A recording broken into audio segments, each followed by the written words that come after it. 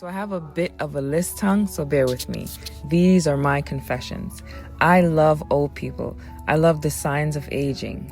Gray hair, wrinkled yet somehow firm skin, and the kind of softness that feels like a hug from the past. I love suspenders, and I love the smell of mothballs tucked away in closets, and the wisdom that only comes with time. Aging, to me, is a story waiting to be told. This time, I turn to my unofficial therapist, Airbnb.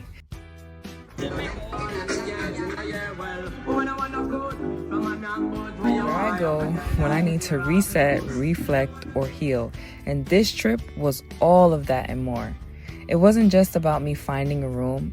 It was about going home. And by home, I mean Jamaica, the country where I was born, where my spirits feels grounded. Every visit feels like a love letter to myself and my roots. While scrolling through listings, I stumbled upon Tootie's Place. That name alone felt like a sign. It was close enough to Tutu that I couldn't ignore it. The host name was Africa, and I'm drawn to anything that's diasporian. But what really caught my attention was the reviews.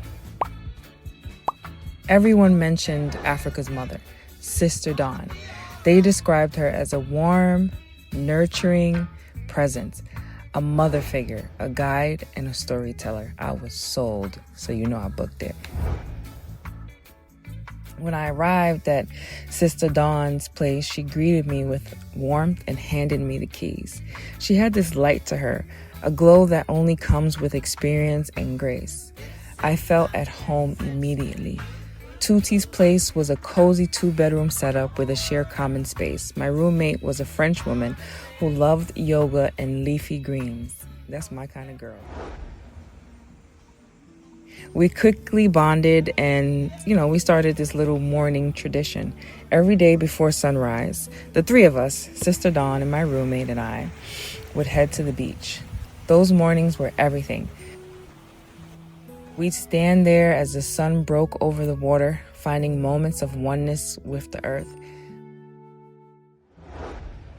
My roommate eventually left, but Sister Dawn and I continued our little ritual. I'm ageless.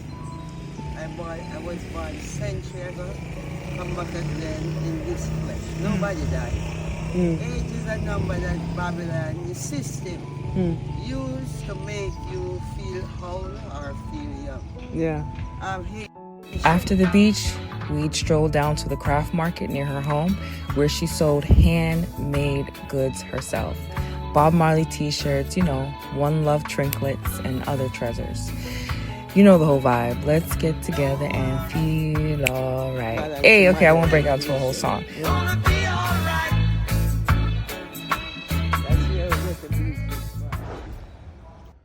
But let me tell you, Sister Dawn's work is special, and so were her conversations. One day, while we were sitting in the market, one of Sister Dawn's friends mentioned a 96-year-old woman's birthday party happening up in the hills. And y'all already know, my ears perked up. How could I pass up on a 96-year-old's party? She asked me if I could tag along. No, excuse me, I asked her if I could tag along, and Sister Dawn was more than happy to let me join. She wasn't sure how she'd get there anyway, so I called my driver, packed some bun and cheese, and we hit the road. It was about an hour and 20 minutes of winding roads and breathtaking views, and a history lesson from Sister Dawn herself.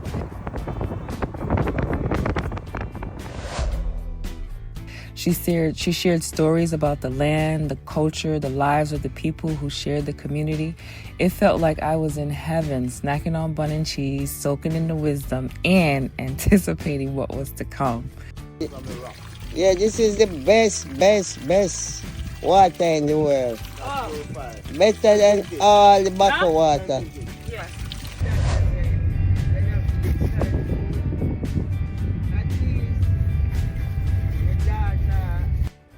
We arrived. It was like stepping into a postcard. Okay, the hills were lush green, the air was crisp, the energy was pure. joy, all right? The birthday girl was there in her wheelchair, radiating happiness. She couldn't say much, but you could feel her gratitude.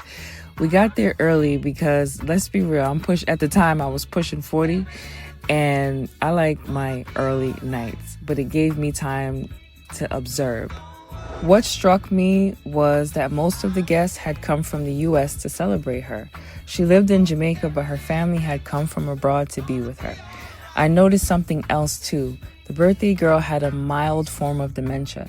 As Jamaicans, we don't often call it that. We say someone's senile and leave it at that, okay? But thinking about it, there's something beautiful in how we handle it. Part of dementia care is meeting people where they are and not trying to change their reality. Maybe we had it all figured out after all, right? Being at the party made me think about caregiving in Jamaica.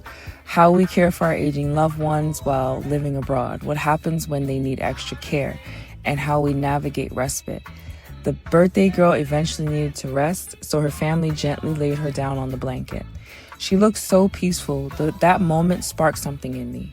A need to learn more about elder care in my country.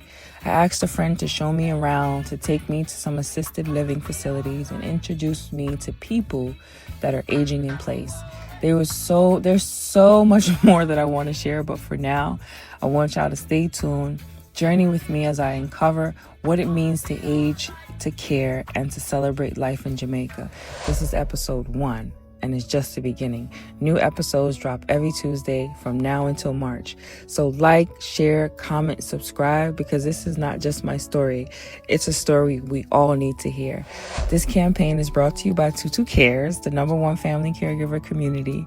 And we say, balance. Caregiving happens because life doesn't wait, and caregiving is a journey we take together. All right, caregiving isn't just an act of service, it's a testament of love.